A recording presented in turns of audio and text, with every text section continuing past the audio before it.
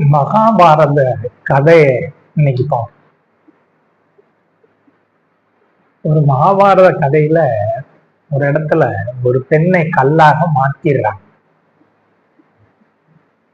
அப்படி மாற்றும் போது அதுக்கு விமோசனம் என்னன்னு கேக்குறாங்க. யார் மனதுல காமம் இல்லாம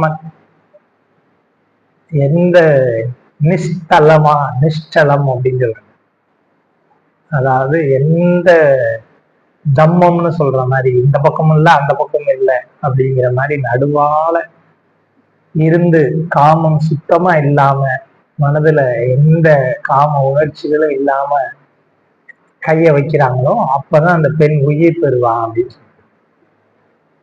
அப்ப முனிவர்கள்ட்ட எல்லாம் கேட்கிறாங்க, ரிஷிகள்கிட்ட எல்லாம் கேட்கிறாங்க, யாரும் கை வைக்க வர துணியல். அப்ப என்ன பண்றாரு, கிருஷ்ணர் கேட்கிறாரு, நான் வைக்கலாமா? கிருஷ்ணரை கேட்டோன்னே எல்லாரும் சிரிக்கிறாங்க. ஏன் அப்படி சிரிக்கிறாங்கன்னா, கிருஷ்ணர் ஒரு கிருஷ்ண லீலை பண்றாங்க இல்லையா, எல்லா பெண்களோடையும் கலந்து ஆடி கோகுலத்துல கண்ணன் எப்படி இருக்கிறாரு கிருஷ்ணர் அப்படின்னு தெரியும் இல்லையா.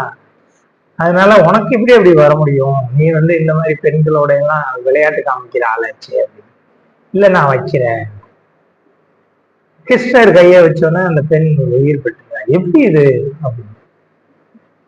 இல்ல நான் எல்லாரோடையும் காமத்திலே புழங்கி கொண்டிருந்தாலும், பெண்களோட புலங்களாலும் எனக்கு காமம் என்ற எண்ணம் என் மனசுல இல்லை. நான் அதை துறவு கொண்டிருக்கிறேன். நான் அந்த துறவுல உறவை சரியா புரிந்து கொண்டு இருக்கிறேன்.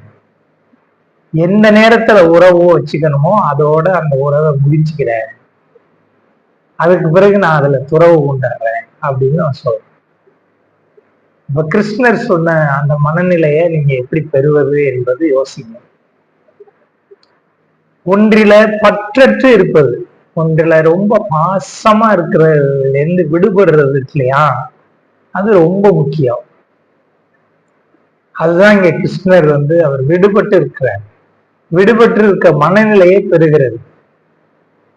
உறவோடு இருக்க வேண்டிய நேரத்துல உறவோடும், உறவற்று இருக்க வேண்டிய இடத்துல உறவற்றும் இருக்கணும். அதான் பற்றற்று இருக்க.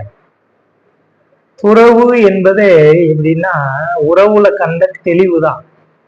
தலையணை இருக்கு, அந்த தலையணைய நாம தலையிலேயே கட்டிட்டு இருக்கிறது இல்லை. இரவு மட்டும் தலையணை பாய் அதை தூக்கி வச்சிடறோம் இல்லையா, அதுக்கப்புறம் அதை நினைக்கிறது இல்லை, இரவு மட்டும்தான் திருப்பி நினைக்கிறோம். அது போலத்தான் இந்த உறவுகளும் பாசங்களும்